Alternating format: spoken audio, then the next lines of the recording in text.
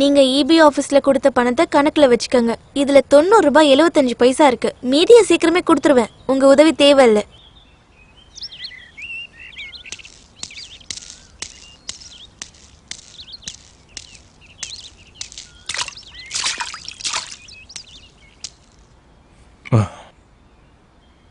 காசு இன்ஸ்டால்மெண்டா வாங்குறது நான் இல்ல, இபி ஆபீஸ். எனக்கு என் பணம் மொத்தமா திரும்பி வரணும். இத புடி. பாத்துக்கிட்டு நிக்காம காசை புடி. உன்கிட்டதான் சொல்லிட்டு இருக்க, காசை புடி.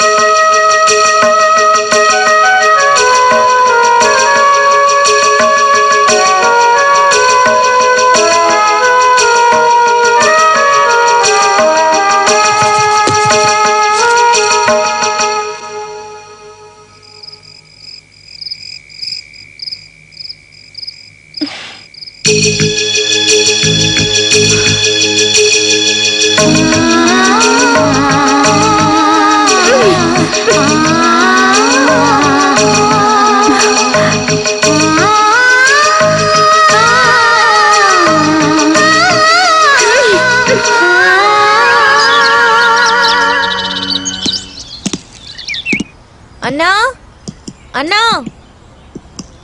என்னம்மா? மேல இருக்க அவர்கிட்ட குங்கும புக்கு வாங்கி கொடுங்களேன். அவ்வளவுதானா? விடு. அது மேல இருக்கிறவன் திருடனா கொலகாரனான்னு தெரியாம இதெல்லாம் ஏன் கேக்குறீங்க? அப்புறம் மேல இருக்கிறவர் வாங்கின புக்கு மேல இருக்கிறவர் படிக்கிறதுக்கு, வேற யாருக்கும் கொடுக்கறதுக்காகலாம் இல்ல. புரியுதா? வா. கவலைப்படாதீங்க, சும்மாதான் சொல்றாரு. வருத்தப்படுவாங்க சார், பாவம் பிள்ளைங்க. பாவமா?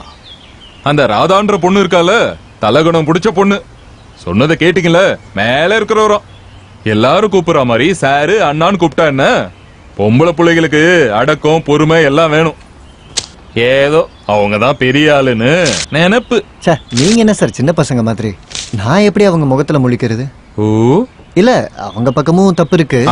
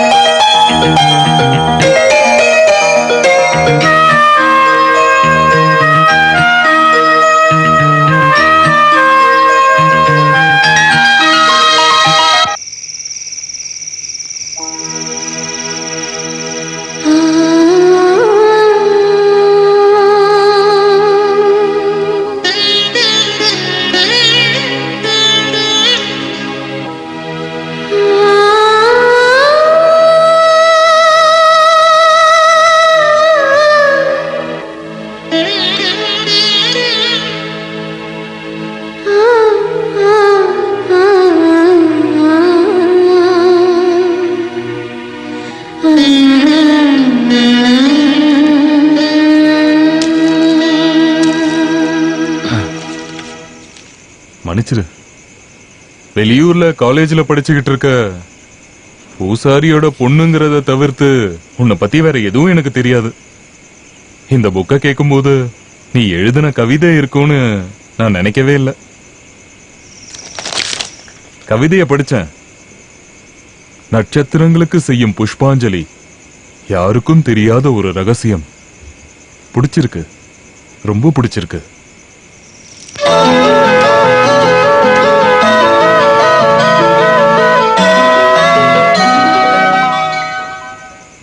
பிள்ளைங்களுக்கும் அம்மா கிட்ட இருக்கிற அதே குணம் தான் வந்திருக்கு. அவளும் வரைகிறது கவிதை எழுதுறதெல்லாம் ரொம்ப நல்லா பண்ணுவா. அவங்க அம்மா எழுதுகிற கவிதையை சின்ன பிள்ளையிலேருந்தே பார்த்துட்டு இருக்காங்க இல்லையா. படிக்கிற காலத்தில் இந்த விஷயத்தில் ராதாவை விட ஊர்வசி தான் திறமசாலி. ஒரு புக் இருக்கு, எங்களை மாதிரி பூசாரிங்களுக்காகவே இருக்கிற புக்கு தான் அது. அதில் வழக்கமாக அவள் தான் கவிதை எழுதுவா. அப்புறம் கல்யாணம் ஆனதுக்கப்புறம் எல்லாம் போயிருச்சு.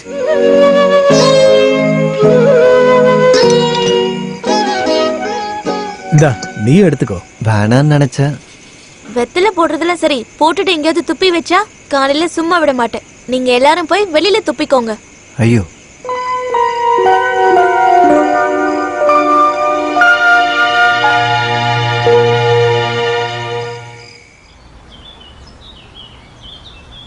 காயத்ரி குட்டி, சிவன் சார்கிட்ட ஏதாவது உதவி கேட்கட்டுமா? இங்க பாருங்கன்னா என் வாயை கிளறாதீங்க. உனக்கு மரியாதை சொல்லி கொடுக்க அவரால் மட்டும்தான் முடியும். மரியாதை சொல்லி கொடுக்க வரட்டும். நான் சும்மா விளையாட்டுக்கு தானே சொன்னேன். சாருக்கு உன்னை ரொம்ப பிடிக்கும். உன்னை பத்தி எப்பவுமே என்கிட்ட பேசுவாரு. அவர் ஊர்ல அவருக்கு பிடிச்ச ஒரு ஸ்டூடெண்ட் இருந்திருக்காங்க, மாயா. நல்ல கவிதை எழுதுவாங்களாம். ஒரு ஆக்சிடென்ட்ல இறந்துட்டாங்க. உன்னை பார்க்கும்போது அந்த மாயா ஞாபகம் தான் வருதுன்னு சார் எப்பவும் என்கிட்ட சொல்லுவாரு. சும்மா பொய் சொல்லி எனக்கு என்ன கிடைக்க போகுது? உன்னை அவருக்கு உண்மையிலே ரொம்ப பிடிக்கும்.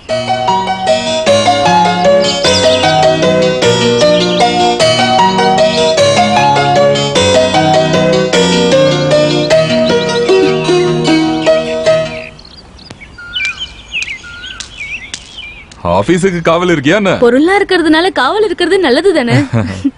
கோயிலுக்கு போயிட்டு வரியா? என்ன விசேஷம்? இன்னைக்கு என்னோட பிறந்த நாள். ஆஹா, நல்லா இருக்கணும்னு வேண்டிக்கிறேன். சரி, நான் போறேன்.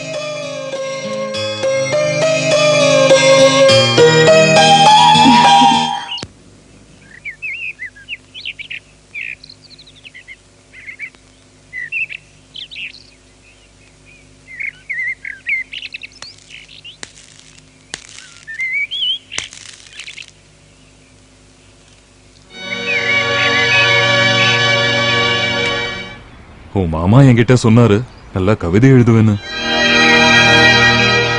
மனசுல இருக்கதெல்லாம் எழுதி முடிச்சிட்டேன்னு நினைச்சுதான் இப்ப எழுதாம இருக்கியா? ஒரு பழமொழி ஞாபகம் இருக்கு, தெரிஞ்சதுல பாதி சொல்லாம போச்சு, சொன்னதுல பாதி வீணா போச்சு. எல்லாருக்கும் பாதி வேஸ்டா தான் போகும். எல்லாருக்கும் சொல்ல வேண்டியதும் தெரிஞ்சுக்க வேண்டியதும். எழுத ஆரம்பி, உன் திறமைய வீணாக்காத. நீ எழுதாத கவிதையை எதிர்பார்த்து சிலர் காத்துக்கிட்டு இருப்பாங்க.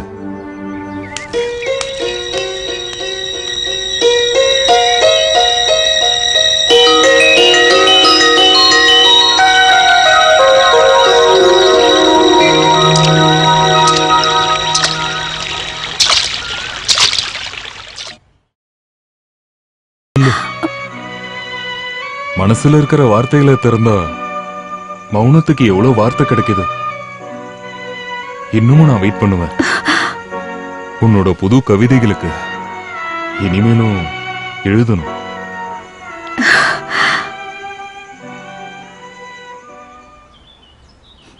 நல்லா இருக்கு. எனக்கு வேண்டாம், இதெல்லாம் போட்டுட்டு நான் வர முடியாது எங்க போனாலும். அது சரி, இந்த வேஷத்துல எங்க அம்மா உன்னை பார்த்தா எல்லாம் கெட்டு போயிடும். ஏதோ அம்மாவையும் தங்கச்சியும் கண்டுபிடிச்ச மாதிரியே பேசுறீங்க. கண்டுபிடிச்சிருவேன். கண்டுபிடிச்சிட்டா நினைச்சுக்கோ. என்ன கல்யாணம் பண்ணிக்க அம்மா ஒத்துக்கலன்னா? அதெல்லாம் நான் ஒத்துக்க வைக்கிறேன். எங்க அம்மா பாவம், விளையாட்டு கூட அவங்கள கஷ்டப்படுத்தாத. இல்ல, என் ஜானியோட அம்மா இல்ல, நான் கண்டிப்பா கஷ்டப்படுத்த மாட்டேன்.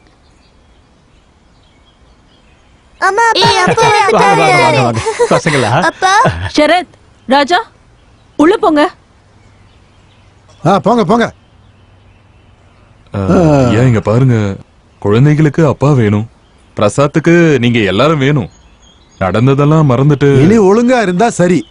டேய், இனி இப்படி ஏதாவது நான் கேட்டேன்? இல்ல இல்ல இல்ல, போதும் போதும் போதும் போதும். இவனோட ஒரு மன்னிப்பு போட.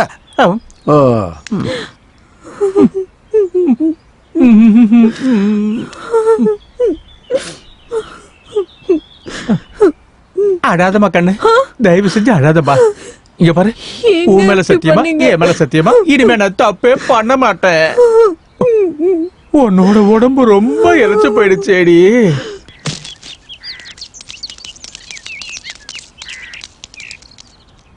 என் நெல் எடுத்து எவன்டா வெளியே போட்டது? ஆ நான் தான். சீக்கிரம் எடுத்துட்டு போலனா ஊர்ல இருக்கிறவங்களுக்கு கொடுத்துருவேன். எங்க குடு பார்க்கலாம். இங்க பாருங்க, கவர்மெண்ட் வாடகைக்கு எடுத்த ஆபீஸ நீங்க தனிப்பட்ட விதத்துல யூஸ் பண்ண முடியாது. எல்லாத்தையும் எடுக்க 1 மாசம் டைம் கொடுத்தேன். நீங்க எதுவும் பண்ணல. டேய் வேண்டாம் சுமாரு. இங்க பாரு ஆபீசர், எங்களை பகைச்சுக்கிட்டு இந்த ஊர்ல நிம்மதியா இருக்கலாம்னு நினைக்காத. இன்னைக்கு நைட்டு நீ தாண்ட மாட்ட, பார்க்கலாம். வாடா ஓ போலாம். நீங்க ஏன் சார் அவங்க பேசுறத கேட்டுட்டு சும்மா நிக்கிறீங்க? அவன் பல்ல உடப்பீங்கன்னு எதிர்பார்த்தேன். இங்க பாருங்கண்ணா, நான் இவனுங்கள மாதிரி ஆளுங்க பல பேர் பல்ல உடைச்சுதான் இந்த ஊருக்கு வந்திருக்கேன். அடிதடி எல்லாம் போதும், வெறுத்துட்டேன். அதனாலதான் இந்த ஊருக்கு வந்திருக்கேன். இங்கேயும் நிம்மதியா கௌரவமா வாழ விட மாட்டாங்க போல இருக்கு. ஹுய், என்ன அடிக்க போறியா? என்ன நீங்க அவங்க கூட எதுக்கு சண்டைக்கு போனீங்க? அவங்கள ஒரு மாதிரியான ஆளுங்க. என்னது? என்னன்னு கூப்பிட்ட? வாங்க பொங்கன்னு கூப்பிட்டேன். என்ன இருந்தாலும் பெரியவங்க இல்லையா, அதான் அப்படி கூப்பிட்டேன். என்ன பார்த்தாலே கடிச்சு துப்புற மாதிரில பேசுவ. இப்ப என்ன ஆச்சு? மனசுல வேற ஏதாச்சும் வச்சிருக்கியா? எப்பவுமே சண்டை போட்டுட்டே இருந்தா அது நல்லா இருக்காதுல்ல.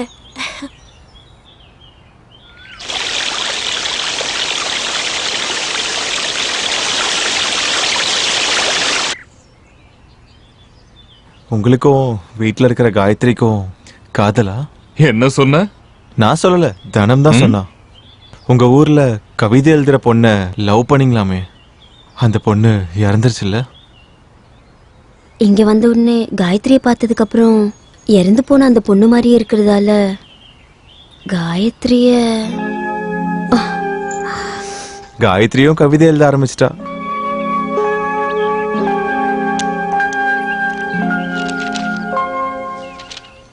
இத எழுதுனவங்களே படிக்கிறது தான் நல்லா இருக்கும். படி, தைரியமா படி. முதல் கொம்புல வந்து உட்கார்ந்த கிளி ஒரு கேள்வி கேட்டுச்சு. கூட்ட விட்டுட்டு மத்த கிளிங்க அங்கேயும் இங்கேயும் போலாமா? நிறுத்து நிறுத்து. இந்த கவிதை நீதான் எழுதுனியா? தனியாவா? நீ எப்பயாச்சும் ராமன்ற பேரை கேள்விப்பட்டிருக்கியா? இந்த கவிதை நான் ஸ்கூல்ல இருக்கும் போதே படிச்சிருக்கேன். ஊர்ல எனக்கு ஒரு ஸ்டூடெண்ட் இருந்தா, மாயா. இங்க வந்து உன் சேட்டை குறும்பெல்லாம் பார்த்தப்போ அந்த மாயா தான் எனக்கு ஞாபகம் தான். அப்படிதான் நான் மாயா மேல அன்பு வச்ச மாதிரி உன் மேலேயே அன்பு வச்சிருக்கேன். மாயா எனக்கு தங்கச்சி மாதிரி. உன்னையும் நான் ஒரு தங்கச்சியா பார்க்க கூடாதா?